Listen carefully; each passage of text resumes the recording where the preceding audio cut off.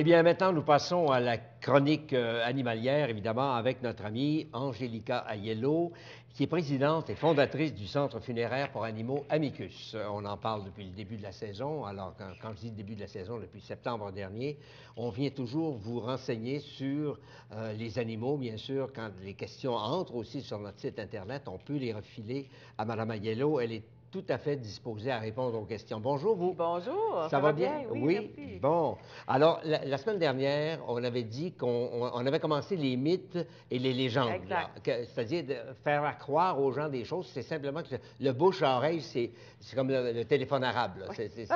Alors, est-ce qu'il y en a encore ici? J'ai vu ça, là. Oui, oui. Vous m'avez donné une certaine documentation là-dessus, là.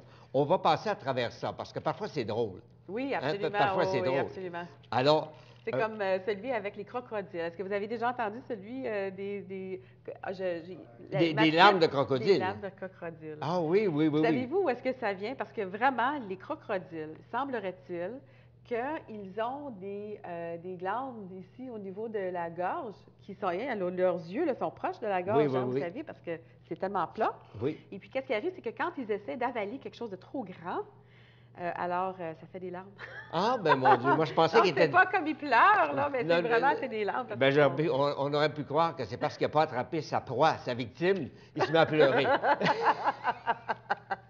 Ça, là, ça relève de Walt Disney, oui, ça. Oui, oui, absolument. Alors, écoutez, donc, ce qui n'est pas prouvé scientifiquement est évidemment faux. On le sait très bien parce qu'il y a des études qui se font sur tous les types d'animaux, et y compris ceux dont on va parler ici. Là, on va poursuivre avec le chien, par exemple. D'accord? Alors, si on dit « mon animal est malade puisqu'il a le nez chaud et sec », est-ce que c'est vrai, ça, ou faux? Non, c'est pas vrai. Parce que qu'est-ce qui arrive, c'est que ils peuvent avoir le nez sec ou chaud, mais ça a plutôt rapport avec l'air ambiant. Mais ça ne peut pas indiquer une maladie ou un comportement différent. Pas du tout. Par contre, il faut savoir que si jamais un animal coule du nez, des fois c'est parce qu'il a chaud, mais s'il y a des éternuements aussi, qu'est-ce qui arrive, c'est que ça peut être signe d'une maladie ou d'un petit rhume. Alors donc, ce serait mieux de consulter le vétérinaire à ce moment-là. Oui, merci beaucoup de me faire penser parce que c'est vrai, c'est important de le mentionner. Consultez votre vétérinaire en tout temps là, si vous voyez que l'animal ne se sent pas bien. Là, il y aurait des comportements qui sont anormaux. Donc, des éternuements. Comme mon petit minou à la maison maintenant là, commence à éternuer. Donc, ma fille aussi me l'a fait penser hier. Elle m'a dit, maman, c'est pas normal, là, elle fait des éternuements. Là. Donc, c'est vrai, il faut aller consulter. Bon, ben c'est très bien, mais au moins vous répondez à la question là, tout à fait correctement, je présume. Mon chien voit la... Oh, celle-là, honnêtement, celle-là, j'y ris vraiment parce que c'est drôle. J'espère que c'est... On ne veut pas rire des animaux en faisant ça, là, mais mon chien voit la vie en couleur. Est-ce que c'est vrai? Oui. Hein? Ils peuvent, absolument. Tout dépendant de la race, là, ils peuvent voir distinguer certaines couleurs. Mais c'est sûr qu'ils vont voir plutôt avec le contraste. Ah, Donc, si c'est gris ou noir ou blanc, c'est plutôt des contrastes. Là.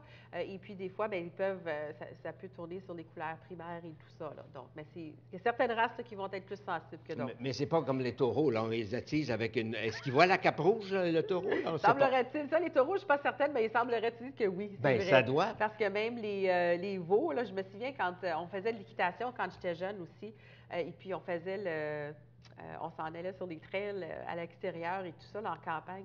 Et puis, des fois, on passait dans les champs où est-ce qu'il y avait un troupeau de bœufs. Oui. Et puis, on se faisait toujours des farces. Viens-t'en, on va aller faire le grand canter, le grand galop à côté d'eux autres. On va la faire.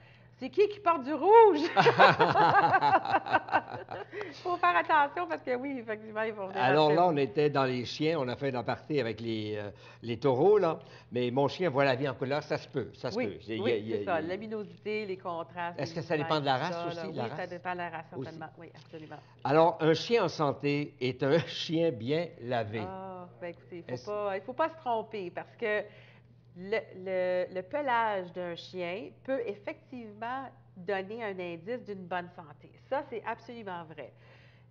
Mais par contre, ce n'est pas parce qu'ils l'ont lavé. c'est à cause de la nourriture, la qualité de la nourriture de l'animal. Et ça, là, je l'ai vraiment vécu avec mes propres chiens. Ah, mais c'est un peu comme les humains, ça, finalement. Oui, hein? Parce oui, que, oui, c'est vrai, vous avez raison. Si on se nourrit bien, normalement, là, on a une bonne diète, là, je parle pas amaigrissante ou pas, c'est pas ça, là, mais qu'on mange bien, puis on a un bon poids santé et tout, faut bien manger de la nourriture, là, quelque part. La luminosité de la peau, ça va paraître au niveau de la santé en général. Et donc, un chien, c'est un peu la même chose. Oui, exactement, exactement.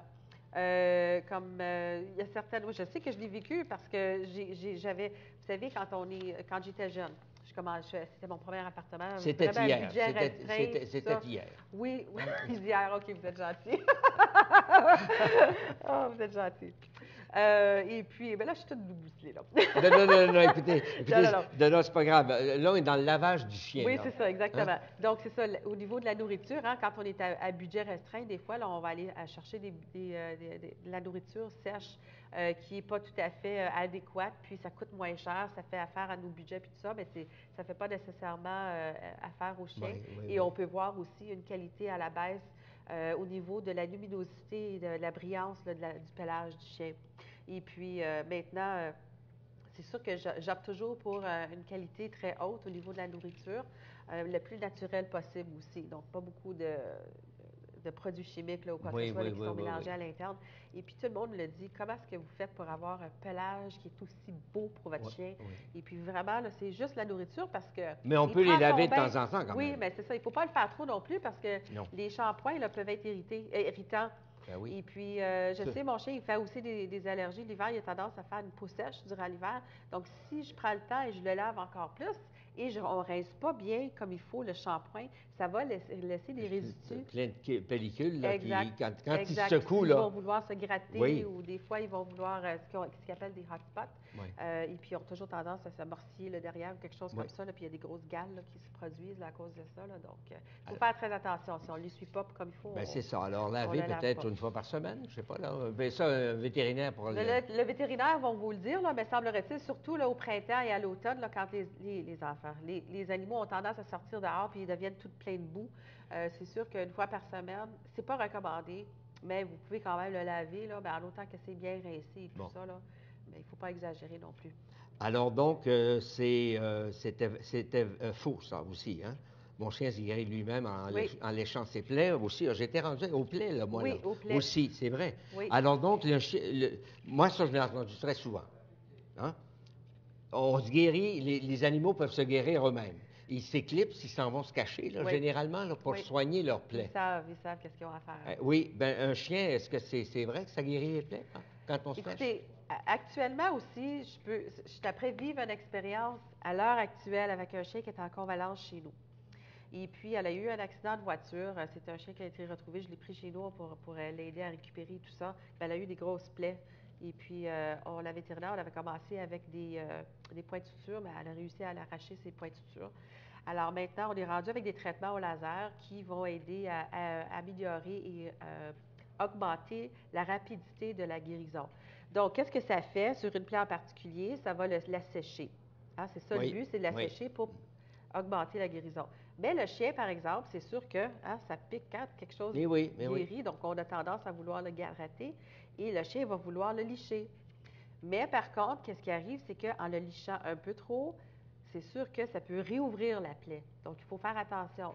Et quand un chien arrive qu'il va toujours réouvrir la plaie, ou il va falloir qu'on mette un gros... Vous savez, les collets, là? Oui, les grands collets, là, qui ont l'air des cornettes de sœurs. Partout, là, pauvre petite. Mais c'est ça. Ça aide beaucoup parce que ça l'empêche justement de licher les plaies. Donc oui, ça peut aider à la guérison, mais ça peut aussi nuire. Donc encore une fois, consultez votre vétérinaire. Délicat. Il y a des limites. Brosser les dents d'un chien est stupide. Non, pas du tout.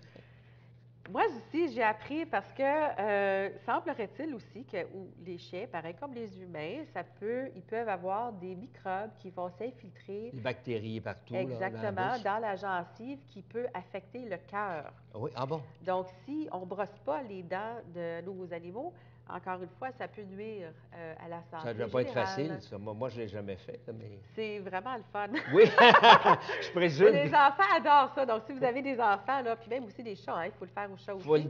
Il faut les Vous avez tenir. des chats à la Oui, maison, oui, oui. mais ils ont des soies. Mais si vous pouvez utiliser une brosse à dents ordinaire, et puis bien, la pâte à dents aussi a un goût vraiment particulier qui est très...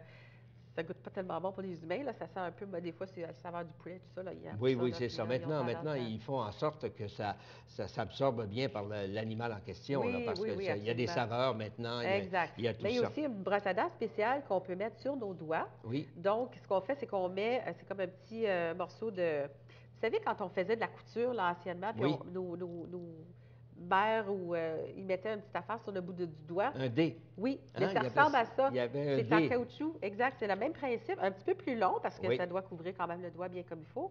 Et le petit bout, il y a un petit peu de... C'est fait comme une brosse à dents à la fin, et puis on rajoute un petit peu de pâte à dents dessus, puis on peut brosser l'intérieur avec nos doigts, les dents de l'animal. Donc, pour les chats, ça se fait très facilement. Oui, bon, bien, on va essayer ça. Oui, c'est fort impressionnant. Alors, donc c'est vrai, ça. Ça, j'aurais pensé que c'était faux, mais c'est vrai. Oui, c'est pas stupide, c'est faux que c'est stupide, mais oui, c'est important, absolument. OK. Alors, au secours, mon chien mange de l'herbe. Ah, écoutez, il n'y a pas de danger pour ça, là. Écoutez, les chats en mangent beaucoup, mais les chiens, oui. Oui, les chiens, une fois de temps en temps, là, ils aiment un peu nettoyer leur système digestif. Donc, il n'y a pas de danger, là. Ils peuvent en manger, mais encore une fois, là, s'ils commencent à trop vomir, ça, c'est prudence. C'est un signe que votre chien va vraiment pas bien. Donc, peut-être consulter à ce moment-là, là. Mais peut-être, là. Il faudrait consulter pour essayer d'éliminer ce genre d'activité-là. Mais oui, en plus de ça, c'est qu'il peut faire des trous sur le gazon, puis tout ça, aller manger le gazon. Oui, mais là, c'est rendu qu'ils font des trous, là, wow! C'est parce qu'ils en mangent beaucoup. Non, mais alors là, il ne faut pas s'énerver avec ça, là. Non. Un chien qui mange de l'herbe, mais il faut consulter. Exact. Si vous êtes inquiet, s'il vous plaît, consultez, demandez à votre vétérinaire, là, puis ils vont connaître le dossier de votre animal aussi. Mais il n'y a pas d'inquiétude si jamais le chien il veut en manger une fois de temps en temps, juste pour nettoyer son système. Bon. Comme les chats aussi, ils vont avec les bouts de poils. Les chats. Les poils, ils vont manger de l'herbe pour essayer d'éliminer tout ça. Là. Et ça fonctionne. Ils savent ce qui fonctionne pour eux. Oui, absolument. Mais il faut voir le changement de comportement, par exemple, Mme Aiello. Il faut voir. Tout le temps. L'animal va vous dire qu'il n'est pas bien. Là, Exact. Il s'agit juste d'être assez attentif. Maintenant, l'ail est le meilleur vermifuge qui soit.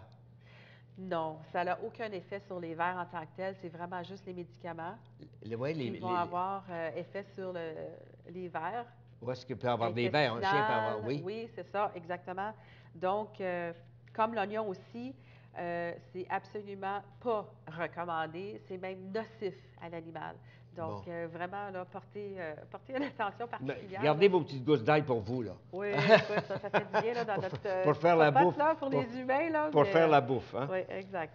Et en terminant, pour aujourd'hui, là, je suis enceinte, j'ai peur que mon chat va étouffer mon bébé, mon enfant. Oui, c'est ça. Bébé. Non, il ne faut pas avoir peur pour ça. Là, non? Non. Les chats là, vont avoir tendance à vouloir se coller contre la chair humaine pour se réchauffer. Mais il ne faut pas avoir peur là, que le chat va étouffer. Au contraire, là, le chat, aussitôt que le bébé bouge, là, il va s'élever parce qu'il veut s'enfuir. Oui. Il ne voudra pas faire mal. Il n'est pas confortable, évidemment. Exact. Confortable, c'est... Alors, mais j'aurais pensé, ça, par exemple, que c'était vrai.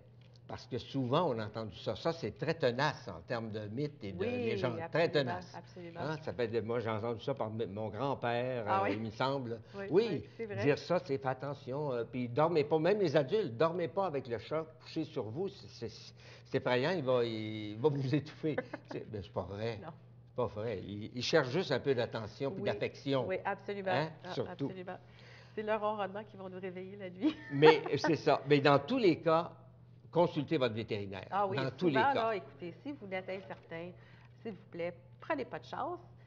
Et rassurez-vous, parce que c'est vous, enfin, qui va perdre du sommeil là-dessus. Là, donc, alors, Mme Aiello, on donne le site Internet. Oui, c'est le www.centrefunéraire-amicus.com ou le numéro de téléphone, le 514-353-9999.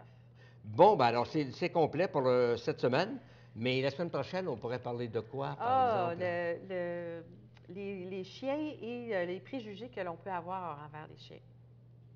Il y a des Surtout pour les races plutôt dangereuses. Là. Oui. Il y a des mythes qui ont rapport avec ça aussi. On va essayer de clarifier un petit peu et informer les gens davantage. Et on fait du profilage. Absolument. À ce moment-là. C'est le mot idéal. Trouver le profil de la bête en question. Exact. Bien, merci beaucoup, Angélica Aiello. Merci bien. C'était très instructif et en même temps, on s'est amusé un petit peu de ça, mais c'est tout. Oui, tout à fait. Merci beaucoup d'avoir été là. À la semaine prochaine. Au revoir.